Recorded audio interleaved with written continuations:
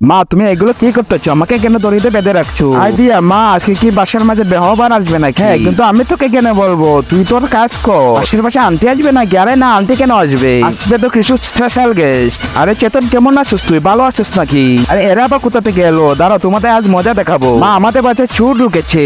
আরে চেতন, ওরা চোর না, ওরা আমার ফ্রেন্ড। প্রতিবারে আমার বাসায় আছে ওরা। আর ওরা আমাদের বাসায় কেন আসে এটা তোকে বলবো না। ওরা শুধু আমার বাসায় আসে একটু খেলাধুলা বলে আর মজা করে।